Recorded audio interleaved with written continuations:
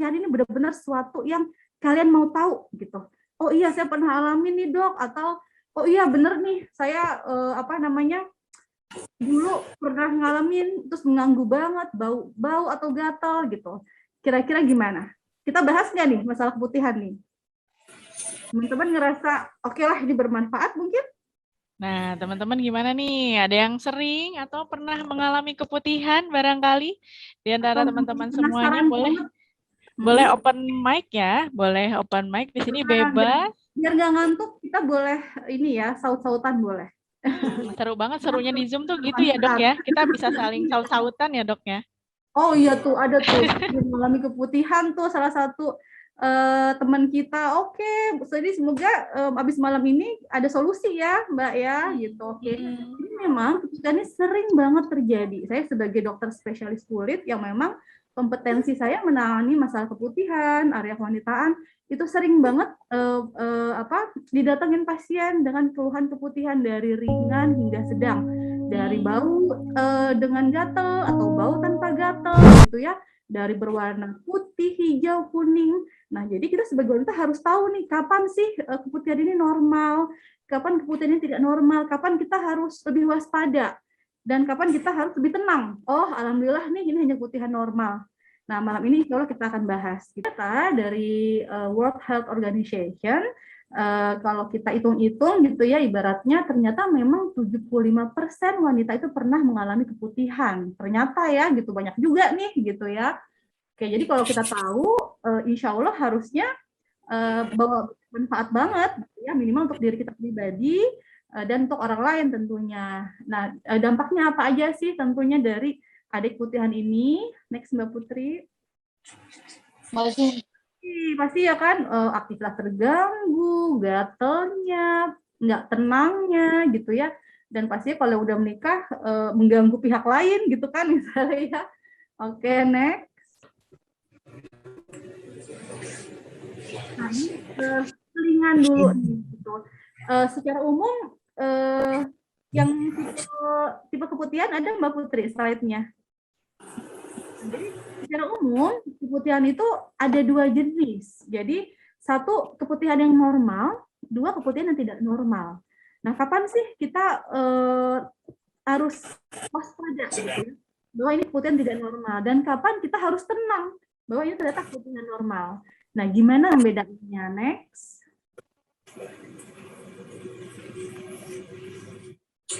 Nah, jadi kapan kita bilang ini normal, atau teman-teman semua nggak usah khawatir ibaratnya gitu ya. Pertama, keputihannya terjadi sebelum atau sesudah siklus menstruasi. Kemudian kedua, bisa juga memang karena sebuah rangsangan ya, rangsangan seksual gitu ya. Nah, terus dia tidak berbau. Ingat, jadi yang ciri lain yang penting teman-teman ketahui, dia tidak berbau, tidak berwarna, dan tidak berasa. Artinya nggak ada gatal, nggak ada perih. Jadi kalau misalnya yang biasanya yang biasa sebelum mens atau sesudah mens ada tuh dikit-dikit keputihan, cair aja, nggak ada warna hijau, nggak ada warna kuning gitu ya, nggak ada bau amis gitu. Tenang aja, berarti ini masuk keputihan yang normal. Oke, jadi saya bisa tenang gitu ya. Nah, kapan kita sebut ini nggak normal atau kita harus lebih waspada? Nah, jadi ketika dia memang ada baunya, terus kemudian dia ada warnanya biasanya bisa hijau, bisa kuning gitu ya, baunya bisa amis, atau seperti gumpalan susu. Kalau teman-teman pernah ngeliat susu yang udah mau basi itu kan ada gumpalan di atasnya ya. Nah, dia seperti gumpalan susu, dan biasanya terjadinya acak gitu. Nggak tahu sebelum mens, sesudah mens, setengah bulan dia acak aja muncul gitu. Nah, ketika ada gejala seperti ini yang terjadi baik pada diri kita atau orang lain, itu ada teman yang curhat mungkin gitu ya. Nah, kita harus lebih concern. Oh oke, ini berarti keputihan yang nggak bagus nih gitu. Kita harus agak lebih hati-hati gitu ya. Next. Nah, ini kalau udah lebih advance lagi gitu ya, atau lebih lagi ekstra hati-hatinya, misalnya dia ada perdarahan, nah itu kita harus lebih concern lagi.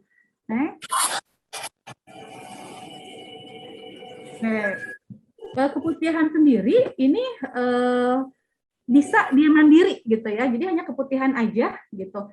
ataupun disertai dengan keluhan lain. Misalnya ada menstruasinya nggak teratur, atau disertai ada nyeri panggul, atau nyeri perut bawah.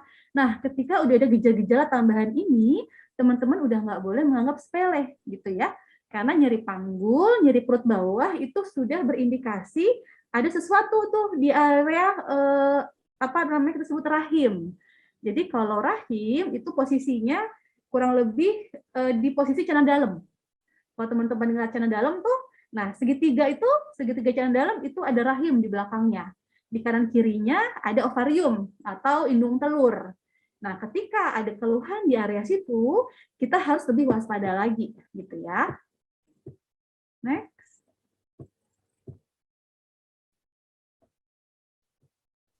Nah, itu kalau boleh dilihat itu yang tengah-tengah yang merah itu rahim, ya kanan kirinya yang bulat-bulat agak peach itu indung telur. Nah, jadi teman-teman bisa ngelihat ya yang paling bawah yang merah itu yang paling bawah merah, nah yaitu yang paling bawah Mbak Putri. Nah, itu vagina. Nah, jadi kelihatan ya kalau ada sesuatu terjadi di situ dia bisa naik tuh. Virusnya atau bakteri bisa naik, bisa ke uterus atau ke rahim, terus bisa ke indung telur, ke leher rahim. Nah, jadi kita harus mengungkap tuh, jangan sampai kalau terjadi ada infeksi ataupun penyakit apapun nyampe naik ke atas. Nanti implikasinya bisa lebih parah lagi, misalnya kemandulan, gitu ya. Jadi kita harus lebih waspada. Kita udah paham nih sekarang. Oh, oke, berarti kalau ada sesuatu, saya harus lebih concern, gitu ya. Oke. Nah, ini mungkin agak sedikit nyerempet-nyerempet ke kanker serviks. Serviks itu sendiri adalah leher rahim sebenarnya yang tadi di gambar tadi tuh yang kayak terowongan di bawah itu area serviks. Nah, seperti kita ketahui kasus kanker serviks itu sering terjadi. Gejalanya juga antara lain melibatkan keputihan. Biasanya tapi keputihannya disertai adanya perdarahan. Nah, makanya kalau kita kembalikan ke gejala dari kanker serviks, kita harus lebih concern lagi ketika ada keputihan di luar jadwalnya, terus disertai perdarahannya pun di luar jadwal ya. Jadi biasanya mungkin saya 28 hari sekali mens gitu, tiba-tiba kok baru 10 hari ada perdarahan misalnya, kita harus lebih concern berarti. Ada sesuatu kah misalnya gitu ya. Oke, next. Ya, jadi kesimpulannya ternyata kalau tadi kita udah melihat organ kewanitaan kita ya, dia ternyata memang sebuah terowongan tuh, sebuah perjalanan ibaratnya ya, yang terbuka dari bawah naik ke atas sampai ke indung telur. Nah, jadi apapun yang terjadi di bawah itu di pintunya jangan sampai dia masuk ke dalam. Kita harus langsung cut gitu ya, kurang lebih kesimpulan dari yang barusan saya jelasin. Next. Nah, sekarang terkait keputihan tadi, karena keputihan juga merupakan gejala dari kanker serviks, kita sekarang sedikit ya ngebahas tentang kanker serviks. Nah, jadi serviks itu sendiri, ya bahasa Indonesianya leher rahim. Jadi kalau dilihat di gambar, itu kalau di belakang, itu yang di bawah tuh Mbak Putri, di area yang leher tuh, yang dekat tulisan yang. Yang di bawah sini ya dok ya. Nah, itu kurang lebih tuh leher rahim. Naikkan dikit. Nah, kurang lebih di situ. Ya. Itu leher rahim. Ya, karena apa sih rahimnya tuh udah rahim gitu. Apa sih kanker gitu ya? Kanker itu sel-sel yang harusnya normal dia bermutasi, dia berubah sifat. Yang harusnya dia sifatnya anteng, ini sifatnya dia langsung beranak pinak secara cepat gitu ya. Nah, menurut sebuah jurnal atau laporan medis gitu ya, kanker serviks ini, kanker leher rahim ini merupakan kanker kelima terbanyak. Jadi memang cukup banyak kasusnya gitu ya. Karena cukup banyak, maka kita angkat dan kita jadi harus lebih waspada gitu ya. Tapi tetap loh kita waspada, bukan ketakutan ya, bukan level ketakutan. Kita level paham, tahu dan waspada gitu. Waspada itu ya dok ya. Betul, Mbak Putri. Nah, jadi setiap tahun terdapat 500.000 kasus kanker serviks gitu ya. Data ini membuat kita menjadi harus lebih, oh ternyata ada ya penyakit ini gitu ya. Oh ternyata saya harus mulai ngeh nih gitu ya. Next.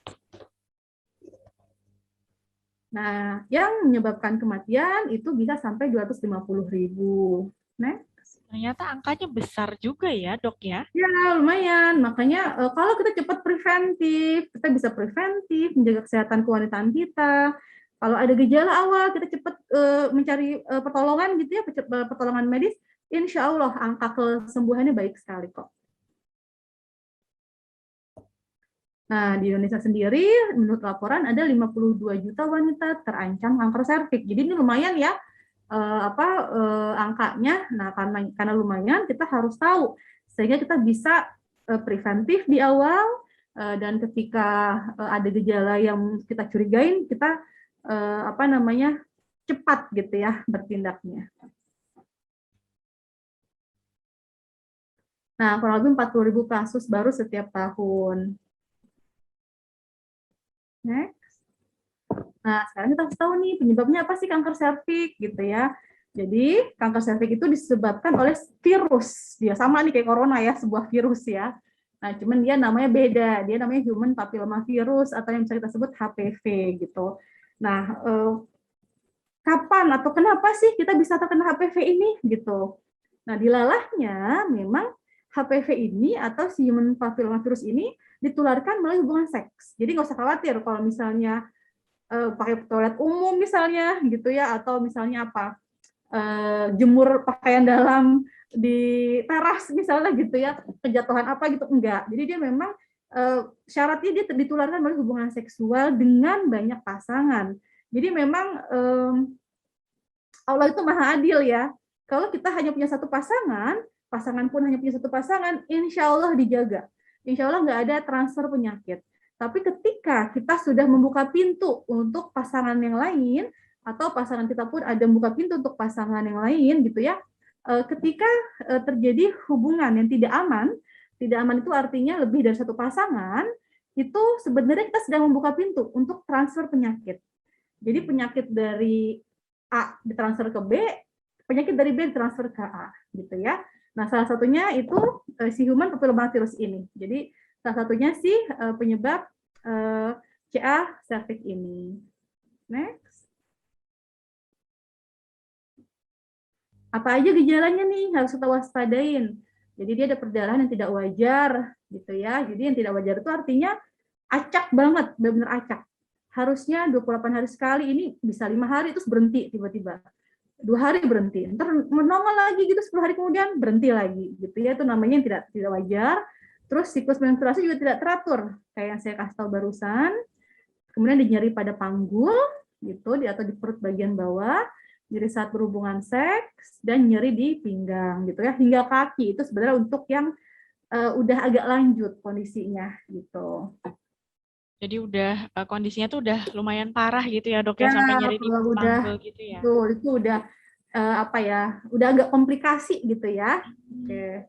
Nah ini Dok, kalau boleh Putri sambil tanya ya Dok ya, mungkin ada beberapa pertanyaan nih dari teman-teman mungkin. Nyeri di bagian panggulnya itu kan biasa kalau misalnya kita nyeri head itu kan kadang ada yang suka ngerasa sakit gitu. Nah ini nyerinya seperti apa nih Dok, intensitasnya tuh kayak gimana gitu biar Ya, teman-teman kurang lebih mirip-mirip kayak nyeri head, kayak kram perut gitu ya. Karena memang sebenarnya melibatkan rahim, sebenarnya melibatkan anggota organ dalam gitu. Cuman mungkin kalau haid dia biasanya jelas, artinya biasanya 3 hari awal untuk teman-teman yang mungkin biasa 3 hari gitu ya, mungkin 2 hari awal untuk teman-teman yang 2 hari. Kalau ini enggak, dia enggak tentu. Dia bisa yang tiba-tiba datang nyeri banget gitu ya, tiba-tiba hilang gitu. Jadi sesuatu yang unpredictable istilahnya gitu. Oke. Dok, ini ada pertanyaan juga nih Dok. Ada dari teman-teman kemarin sih yang sempat ikut kelas kita nih. Kemarin ada titip pertanyaan gini Dok. Jadi beliau itu memang sebelumnya tuh nggak pernah ada ciri-ciri yang Dokter Atika sebutkan ini. Tapi ketika tes pap smear gitu, itu ada positif menderita ini Dok, kanker serviks. Nah itu gimana tuh Dok kalau seperti itu Dok? Itu bisa banget terjadi. Makanya sebenarnya kan kita diharuskan mungkin tes pap smear 2, 3 tahun sekali ya. Itu sebenarnya untuk deteksi dini sebenarnya. Kalau untuk yang baru banget bermutasi gitu, jadi si kanker serviks itu bisa dibilang masih belum terlambat ibaratnya gitu, Mbak Putri, itu bisa banget terjadi. Jadi memang nggak ada gejala dulu tuh. Jadi biasanya kalau ada gejala itu dia rata-rata ya setelah di pap smear, setelah diperiksa histopatologinya gitu, biasanya memang udah lebih lanjut tahapannya. Nah, makanya itu sebenarnya fungsi pap smear. Jadi belum ada gejala, masih kayak mutasi itu dikit gitu, selnya tuh baru berubah dikit banget, udah kelihatan. Jadi dia belum merajalela lah ibaratnya, gitu ya. Oke dokter, jadi ada gambaran ya teman-teman semuanya ya, seru banget nih. Ya. Apalagi next. Nah ini udah advance ya, ini udah lanjut ya. Udah badannya udah lemes, udah lelah, berat badan lemes. Sebenarnya ini udah yang mungkin kalau udah kondisi begini orang juga udah cari bantuan ke dokter ya biasanya ya gitu. Memang udah kelihatan banget gejalanya. Jadi jangan sampai nih sampai gejala advance ini, jangan sampai gejalanya sampai segini. Jadi makanya nanti emang kita wajib tuh apalagi kalau yang sudah seksual aktif untuk pap smear 2 atau 3 tahun sekali gitu ya. Jadi deteksi dini lah ibaratnya gitu. Next.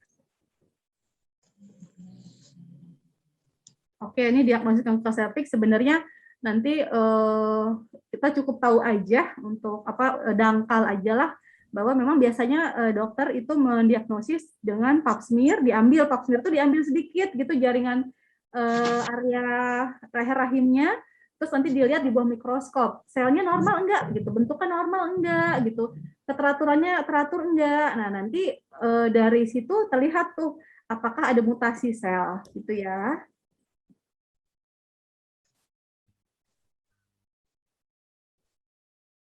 Iya, jadi itu tadi ya dok ya, diagnosis untuk kanker serviks itu teman-teman bisa dicek secara lebih detail lagi lewat tes pap smear gitu teman-teman semuanya. Tapi boleh dijelasin nggak sih dok, apa sih sebenarnya tes pap smear itu, terus dilakukannya di mana, dan kira-kira apa nih yang harus disiapkan untuk tes pap smear ini, terus berapa lama sekali bisa dilakukannya gitu dok?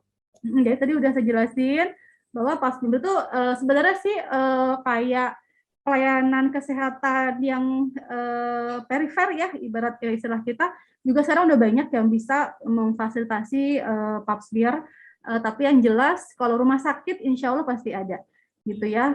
Nanti bisa ke dokter kandungan gitu, atau boleh tanya ke bidannya apakah bidannya melayani pap smear atau enggak gitu ya. Kadang ada yang udah terlatih, tersertifikasi bisa melakukan pengambilan sampel, pengambilan jaringannya ya, jaringan leher rahimnya, nanti tinggal dibawa tuh ke rumah sakit atau ke laboratorium yang bertugas untuk membaca hasilnya gitu.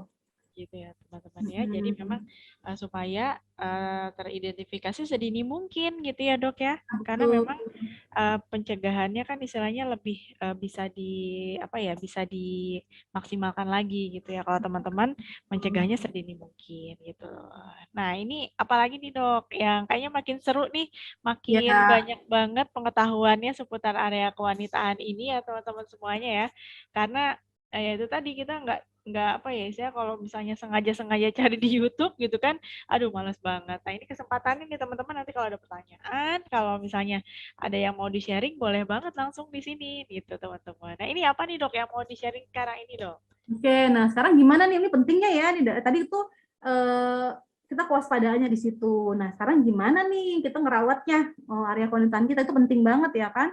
Gimana ngerawatnya supaya tetap sehat, nggak ada gejala gitu ya. Terus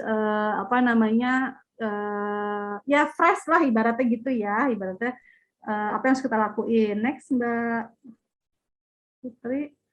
Oke. Jadi ini boleh dibaca teman-teman semua. Jadi sebenarnya treatment dari area kewanitaan itu sangat-sangat mudah dan sangat-sangat ibaratnya simple gitu ya. Cukup benar-benar prinsipnya bersih kering gitu. Artinya apa? Kalau habis ke toilet, kalau habis mohon maaf, buang air kecil, buang air besar, biasa langsung keringin. Itu prinsip dasar ya. Bersih kering itu artinya bukan kering kulit kering ya, tapi kering lembab gitu ya, bukan juga lembab becek gitu. Jadi itu pertama dasar banget penting sekali. Karena area koneran kita tuh kulitnya tipis kulitnya. Dia sangat sensitif dengan perubahan yang terjadi. Jadi kita biasain kondisinya prinsipnya ingat bersih dan kering gitu ya. Nah, kedua nggak perlu berlebihan, artinya nggak perlu over cuci-cuci gitu pakai apa misalnya yang aneh-aneh. Karena kenapa? Karena sebenarnya area koneran kita itu udah punya keseimbangan mikroorganismenya sendiri. Artinya di sana udah ada bakteri baik, udah ada jamur baik. Ketika kita over mentreatnya, bakteri baik dan jamur baik ini juga akan ikut mati. Gitu ya. Itu dasar yang pertama. Nah, jadi kalau kita baca, jadi cukup dengan air biasa gitu ya. Terus pakai sabun yang kita pakai sehari-hari aja boleh, nggak apa-apa. Terus langsung bilas gitu, nggak perlu lama-lama dibiarin berapa menit gitu sabunnya, nggak perlu. Cukup sabunin, bilas cukup gitu ya. Bilasnya pun nggak perlu dikucek-kucek, nggak perlu. Benar-benar sejantelnya aja gitu. Terus keringin langsung gitu ya, keringin pakai tisu tanpa pewangi atau emang handuk yang khusus untuk area kewanitaan gitu ya. Nah, kenapa?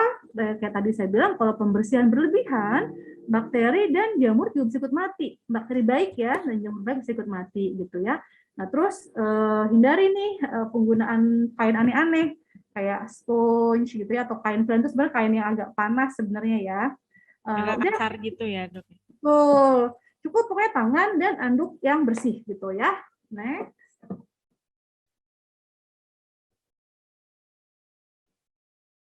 Nah, kenain pakaian dalam yang berbahan halus, longgar. Nah, yang paling sering kalau pasien datang tuh paling sering saya temuin suka pakai pants. Siapa yang suka pakai pants coba? Ada nggak yang suka pakai pants tuh yang ketat, yang licin bahannya? Ayo ngaku. Legging ya, Dok. Legging, betul. Kalau legging kan kadang bahannya masih ada yang katun ya, Mbak Putri. Ini benar-benar pants yang licin itu bahannya apa ya? Saya nggak tahu deh. Itu tolong hindarin. Spandex suka. Spandex, betul. Yang kayak dalaman kaos ya. Iya. Benar. Itu tolong teman-teman hindarin banget ya. Nah, itu tolong disebarin juga ke teman-teman yang lain. Karena memang dikekep, terlalu gelap ibaratnya gitu ya. Itu nanti bisa merubah tuh mikroflora di vagina kita, bisa mengubah pH, bisa merubah semuanya gitu ya. Soalnya prinsipnya longgar aja, pakai yang nyerap keringat, bahan katun. Kalau yang bagi yang mampu boleh tidur tanpa pakaian dalam, boleh. Bagi yang mampu. Gitu ya. Kalau belum nyaman sih silakan, tapi kalau belum nyaman boleh aja. Nah, terus kayak lembut kain, deterjen yang berlebihan, kalau mau aman itu pakai sabun mandi, itu boleh banget. Ya, kalau memang terbiasa pakai deterjen biasa dan orang yang nggak alergian, boleh aja, tapi benar-benar dicuci dengan bersih. Tapi kalau mau aman, pakai sabun mandi sendiri itu lebih bagus gitu ya. Panty liner juga sebenarnya kita tidak rekomendasikan sama sekali. Ya, pakai panty liner juga nggak usah. Ya, kayak tadi saya bilang prinsipnya semua udah vagina kita itu udah Allah rancang begitu sempurna, jadi nggak usah di over-overin. Nah, kenapa panty liner juga resiko menyebabkan keputihan? Karena bahan plastiknya gitu ya, bahan-bahan yang yang disusun gitu ya, itu juga bisa memicu sebenarnya perubahan pH, kadang bisa memicu reaksi alergi buat orang-orang kulit sensitif. Nah, jadi kalau misalnya ada yang keputihan, solusinya bawa aja celana dalam, ganti lagi gitu. Kalau misalnya basah, ganti lagi gitu ya. Istilahnya repot sedikit nggak apa-apa gitu ya, Dok ya. Yang penting sehat gitu ya. Jangan takut buat repot gitu kalau untuk masalah itu ya, Dok ya. Betul. Next. Nah, ini juga tadi tisu cari yang tanpa pewangi gitu ya. Ini juga sebenarnya yang aneh-aneh pasti ya kalian sebenarnya udah pinter lah ya, kayak cat kuku gitu-gitu ya, itu juga bisa menimbulkan resiko iritasi dan akhirnya berujung ke infeksi dan lain-lainnya. Nah, memang ada sebuah penelitian gitu yang menemukan bahwa pakaian berwarna putih gitu ya atau terang itu lebih dirasa aman gitu. untuk area kewanitaan. Memang lebih karena tidak ada tambahan sih sebenarnya, tidak ada tambahan pewarna lah gitu ya. Nah jadi memang kalau bisa prefer yang terang putih boleh. Nah yang lain lagi pastinya konsumsi suplemen boleh, makanan buah, makanan sehat apapun yang memang mensupport kesehatan kewanitaan itu udah pasti ya. Karena sebenarnya badan kita ini sebenarnya perwakilan dari apa yang kita makan, apa yang kita minum, apa yang kita oles. Nah, itu tergambar di kulit kita gitu ya. Tergambar di area kemaluan kita gitu ya, kewanitaan kita gitu ya. Ya, luar biasa sekali ya. Memang Nah, apa yang kita makan nantinya justru akan balik lagi ke badan kita gitu ya, Dok ya, ternyata betul ya. banget.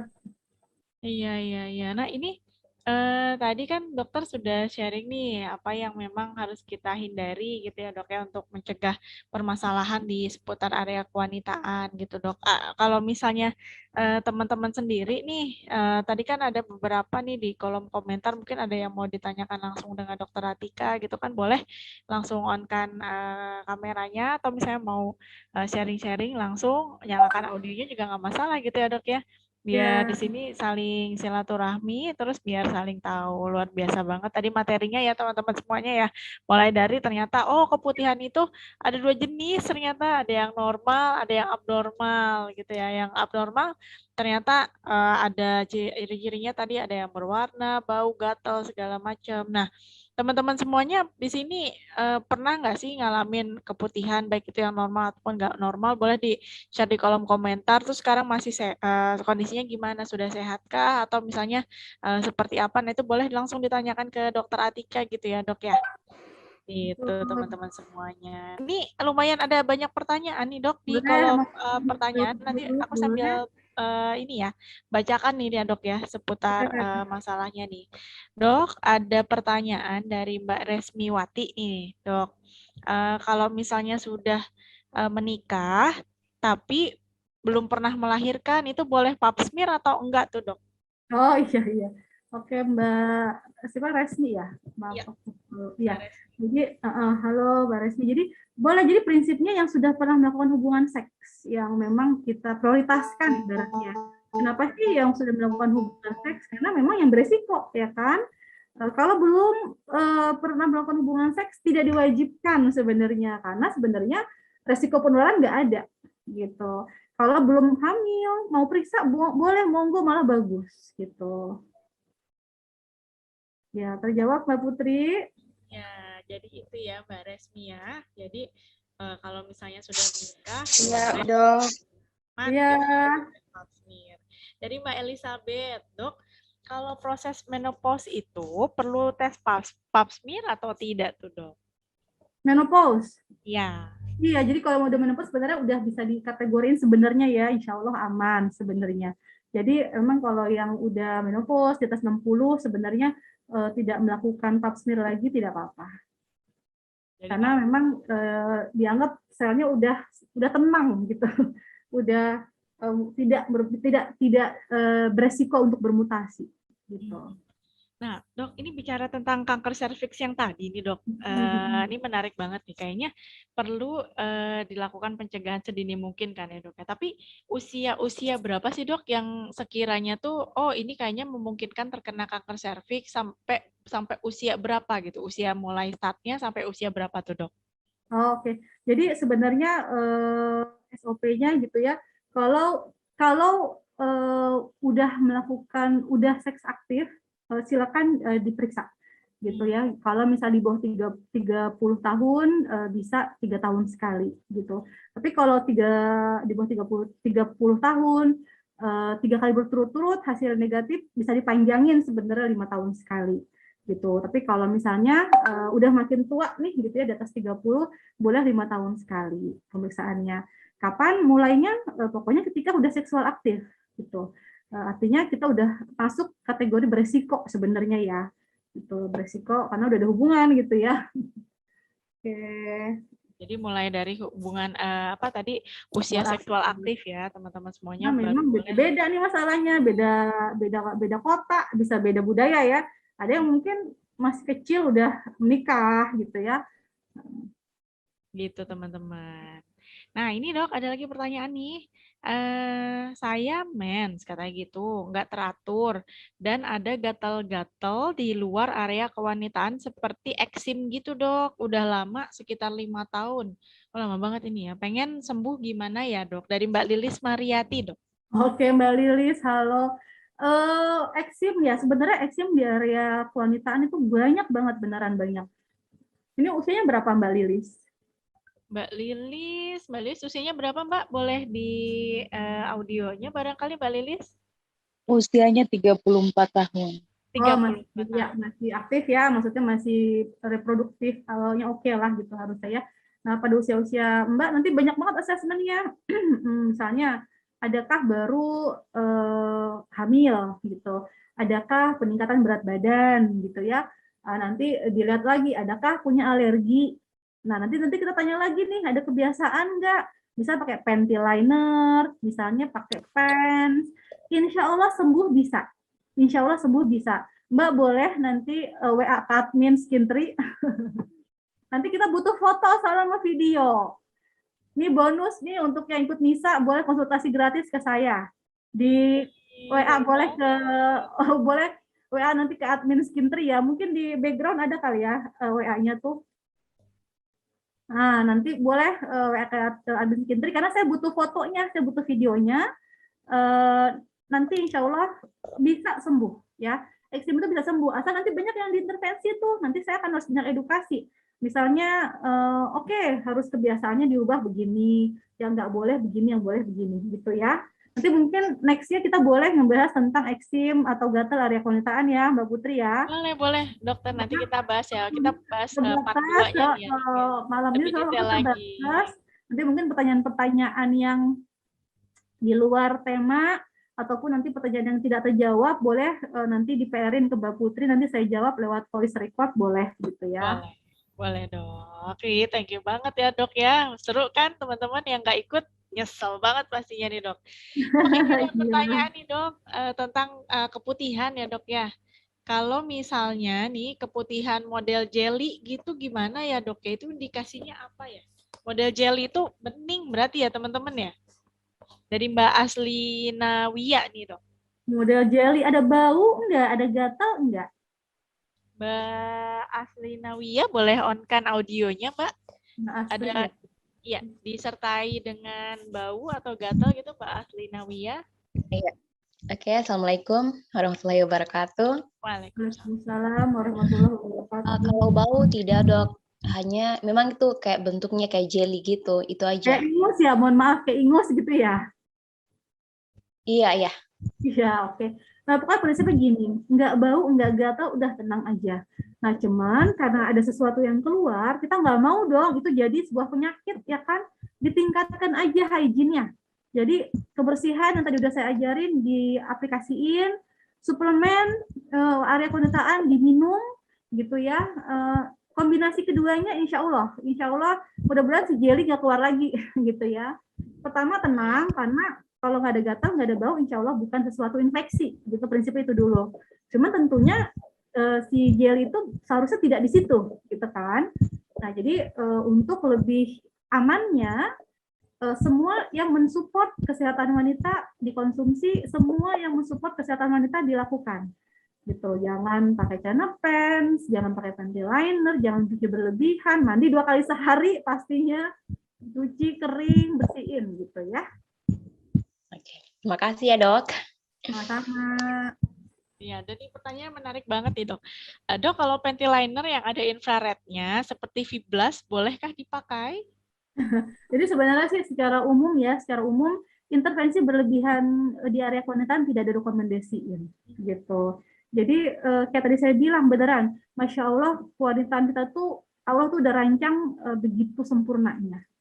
Nah, intervensi kita tuh kadang membuat sesuatu yang udah sempurna menjadi tidak sempurna lagi gitu ya. Pokoknya insya Allah yang tips yang udah saya saranin itu udah cukup. Gitu ya. Jadi teman-teman jangan berlebihan juga gitu untuk Ya, pencegahannya gitu ya. Terus kalau ini dok, deterjen biologis atau non biologis itu maksudnya yang tadi pembahasan tentang pencegahan itu dok, yang bisa kita lakukan pemilihan deterjen ya dok ya. jadi deterjen biologis itu maksudnya dia biasanya ya itu memang biasa kan agak mahal karena dia memang menggunakan bakteri-bakteri baik gitu ya, menggunakan sesuatu dari agent biologis. Biologis itu artinya makhluk hidup tapi yang baiknya gitu. Jadi dia sebenarnya fungsinya baik tuh, nantinya dia akan ikut mematikan bakteri jahat dan segalanya. Nah biasanya memang yang biologis itu lebih bagus gitu. Tapi mungkin akan agak lebih mahal aja gitu. Seburuk-buruknya yang mudah bisa kita aplikasiin sabun wajah boleh, sabun mandi boleh, sabun baby boleh gitu. Yang mudahnya ya, karena cenderung biasanya nggak banyak isinya, nggak banyak tambahannya lah ibarat ya. Nggak ada tambahan deterjen yang bisa mengiritasi, mengalergi gitu ya. Sabun baby itu ya dok ya. Jadi Boleh. Sabun baby boleh banget. Iya, keren banget ya teman-teman semuanya. Ini pertanyaannya, Masya Allah, banyak sekali nih dok pertanyaannya. Nanti mungkin teman-teman semuanya, ini Putri akan pilihkan nih pertanyaan yang memang relate, terus yang memang benar-benar urgent harus dijawab gitu oleh Dokter Atika ya. Jadi nanti ada sesi khusus, nanti ada tanya jawab, mungkin yang bisa dibantu jawab oleh Dokter Atika, nanti bisa di-share di Instagramnya @kansafi official, nanti akan Putri sharing nih dok. Ini tentang kanker nih ya dok ya. Dok pernah dengar katanya kuretase beresiko terkena kanker gitu ya. Saya habis kuret sebulan yang lalu dan kemarin sempat ada rasa kram di perut di bagian bawah, nyeri di rahim. Apakah itu efek dari kuretase atau gimana tuh dok? Boleh dijelaskan? Oke, baik. Jadi memang sebenarnya in general gitu ya, perlukaan baik di kulit atau di area penitaan, tapi biasanya ya syaratnya itu berulang. Nah, itu beresiko menyebabkan keganasan. Misal kayak luka di kulit aja, kulit kita yang normal nih kita buat luka, nanti dia sembuh. Terus kita buat luka lagi, nanti dia sembuh lagi. Nanti kita buat luka lagi, nanti dia sembuh lagi. Akhirnya kulitnya jadi error. Error artinya gini, perasaan saya udah nutup deh tadi, kok masih luka ya, gitu. Jadi program kulit jadi terganggu, jadi dia terus tuh tumbuh karena dia merasa kemarin dia salah programnya gitu. Nah, jadi kuretase kalau memang baru sekali gitu ya, dilakukan dengan aman, dengan bersih, hygiene, insya Allah aman. Kram biasanya emang ada karena emang sisa perlukaan. Kenapa sih kita menstruasi juga kram? Karena kan sebenarnya ada perlukaan ya, luruh tuh, selnya luruh.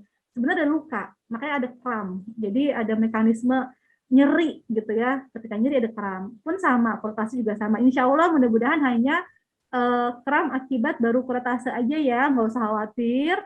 Tinggal dijaga aja area wanitaannya, area rahimnya, supaya kehamilan berikutnya sehat gitu ya. Jadi emang perlukaannya hanya sekali ini aja gitu. Gitu teman-teman semuanya. Nah ini dok, ini ada pertanyaan titipan katanya gitu. Saya didiagnosa sama dokter kena kista ovarium 0,25 gitu kan dengan peregangan tulang panggul. Nah, gimana ya dok solusinya dan caranya untuk sehat gimana gitu dok? Ini dari Mbak Aura, ini ada titipan pertanyaan dari peserta malam hari ini. Oh iya. Ada gejala nggak ya Mbak? Gejalanya apa nih Mbak Aura? Boleh on-kan audionya ya Mbak Aura? Perdarahan ya? Mungkin atau nyeri panggul, nyeri pinggang? Di sini sih hanya dijelaskan peregangan ya, peregangan tulang panggul nih dok. Ya, saya harus tahu nih sebenarnya karena sebenarnya kista ovarium tuh resiko untuk dia hilang sendiri pun bisa sebenarnya, gitu. Atau memang resiko membesar bisa. Nah, sebenarnya yang lebih kompeten untuk menjawab untuk ovarium nantinya dokter obgyn. Karena memang dia udah harus ada pemeriksaan lebih lanjut, misalnya USG, misalnya gitu ya. Nah, saran saya boleh langsung biasanya sih kalau udah terdiagnosis ada kista ovarium sih biasanya emang udah obgyn ya. Karena mungkin untuk level mohon maaf mungkin bidan atau mungkin klinik biasanya belum masuk tuh diagnosis ke situ. Kalaupun belum ada pemeriksaan lebih lanjut, misalnya belum ada USG, udah ada diagnosis kista ovarium, itu mungkin biasanya hanya suspek atau kecurigaan gitu. Tapi kalau udah nyampe ke dokter kandungan, udah di USG, udah ketahuan kista ovarium ukurannya, nah nanti itu terapinya bisa banyak, bisa hormonal, bisa banyak macamnya. Nah, cuman itu nanti mungkin aku serahinnya ke dokter obgyn ya, Mbak Putri ya, yang lebih kompeten gitu. Nah, in general boleh mulai menjaga apapun yang memang mensupport kesehatan kewanitaan dilakuin gitu ya, karena supaya mungkin nggak semakin besar gitu ya. Mungkin kayak yang simpel lah, makan makanan yang tinggi hormon, atau kayak ya apapun yang tinggi hormon ya, kayak fast food gitu ya. Mungkin kalau banyak yang suka kulit ayam goreng gitu ya, yang tinggi-tinggi hormon mulai dihentiin gitu untuk tidak memperbesar ukuran si kistanya. Kurang lebih gitu Mbak Putri. Hindari ya dok ya pemicunya gitu ya dok ya. Oh, betul gitu. Ya, nah ini ada, Putri akan bacakan nih sekitar 2 pertanyaan lagi nih dari teman-teman semuanya.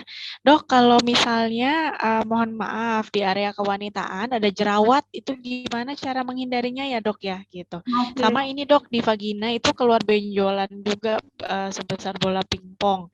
Sudah USG ke dokter menyarankan untuk pengangkatan benjolan itu, nah itu gimana tuh dok? Oke. Ini dua orang atau satu orang Mbak Putri? Ini sebentar. Oh, ini 2 orang, sorry dok. Sorry, 2 orang. Ini berurutan soalnya aku kira dari 2. Berarti pertama dulu ya. Pertama yang jerawat ya. Jerawat Iya, di kemaluan ya. Jerawat. Nah, Betul. Jerawat di area kemaluan tuh biasanya pasien sering banget punya kebiasaan ngerok bulu kemaluan. Coba yang nanya ngelakuin gak nih? Jadi kebiasaan ngerok bulu kemaluan itu juga tidak disarankan ya. Kalaupun mau ngebersihin cukup gunting aja, itu pun sisain 1 cm. Karena sebenarnya bulu-bulu kemaluan itu punya fungsi proteksi gitu ya. Dan kedua, nggak disaranin juga untuk kerok-kerok, karena kenapa? Sebenarnya ketika kita melakukan pengerokan, kita bisa melakukan, kita sebutnya minor trauma. Minor trauma itu artinya ada lecet-lecet kecil di kulit, nggak kelihatan, nggak nyeri, tapi cukup untuk masuknya bakteri. Nah, bakteri ini nih nantinya akan menjadi bintil-bintil. Bisa jadi bintil orang anggapnya jerawat atau bintil infeksi. Bintilnya bisa bintil keras sampai bernanah. Gitu. Karena kulitnya pas dikerok, ada tuh retakan-retakan yang disebabkan kerokan. Nah, bakteri masuk deh. Gitu. Bakteri kan ukurannya mikroskopis. Dia kecil, luka kecil dikit aja cukup masuk tuh. Nah, biasanya nih keluhan yang pasien bilang jerawat di area kemaluan tuh ini gitu. Cara pencegahannya yang tadi saya jelasin, jangan melakukan pengerokan bulu kemaluan, cukup gunting. Kalau memang dia ada nanah, memang harus terpaksa diobatin ya, harus ke dokter SPKK untuk diobatin. Tapi kalau misalnya dia masih bintil, ya dijagalah supaya nggak jadi infeksi lebih lanjut gitu ya. Oke, yang berikutnya tadi apa tuh benjolan ya di. Nah, benjolan itu aku harus tahu dulu nih, ini di vagina kah atau di kulitnya? Oh, mungkin mau spesifik lagi.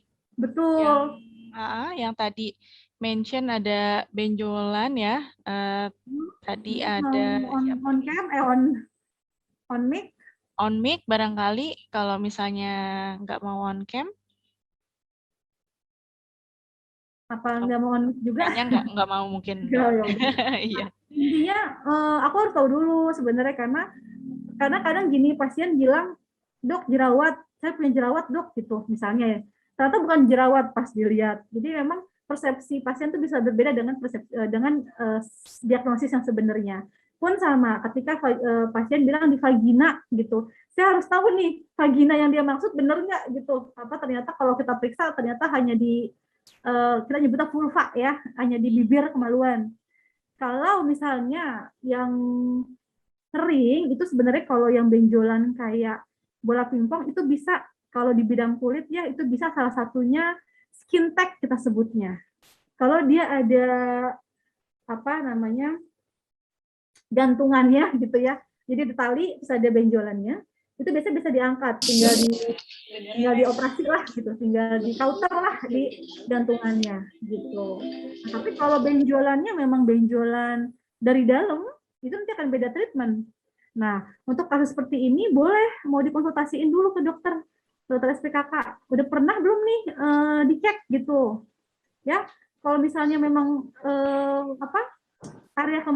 di area penderitaan, saran saya dicek, jangan ragu-ragu, jangan malu-malu. Apalagi kalau memang membesar misalnya, atau nanti mengganggu hubungan dengan pasangan gitu ya, dengan suami, saran saya dicek.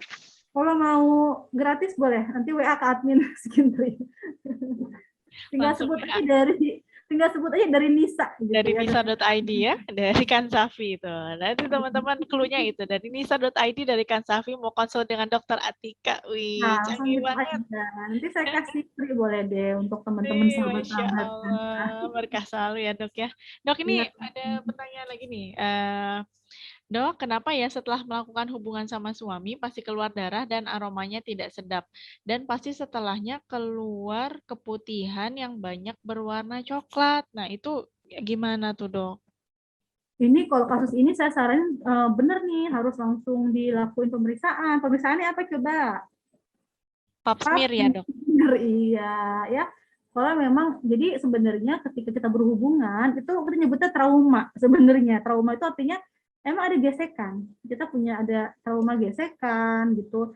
Apalagi kalau berulang. Jadi, artinya ada pemicu tuh. Karena harusnya kalau sel yang kuat dia mau digesek gimana pun, dia nggak akan terjadi apapun. Paling-paling lecet, gitu ya, perih, tapi nggak sampai perdarahan atau sampai ngeluarin sekret. Ketika dia ada gesekan, tapi dia berdarah, terutama terlebih ada cairan dan darah, kita harus waspada. Kenapa nih kok selnya lemah gitu ya? Jadi itu kita bisa mungkin ini masih dini sih, masih dini. Mungkin kenapa nih kok selnya agak lemah gitu? Apakah ada sesuatu? Nah, saran saya tolong cepat pap smear dulu, gitu ya, ke rumah sakit terdekat biar jelas. Jadi kalau kita tahu hasilnya, kita tenang. Insya Allah mungkin pap smear-nya aman, udah tenang. Tinggal kita cari kemungkinan berikutnya. Kenapa nih? Gitu. Masya Allah, luar biasa ya. Jadi harus tes pap smear itu teman-teman semuanya nih.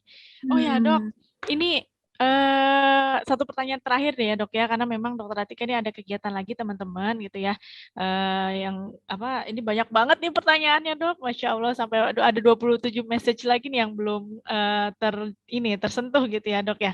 Nah, itu dia Mbak Diba, nanti dijawab di IG-nya Safi ya, apa namanya kan IG Safi kita ya, dong. boleh nanti Iya. Insya Allah nanti kita satu-satu dibedah ya dok ya. Ini dok.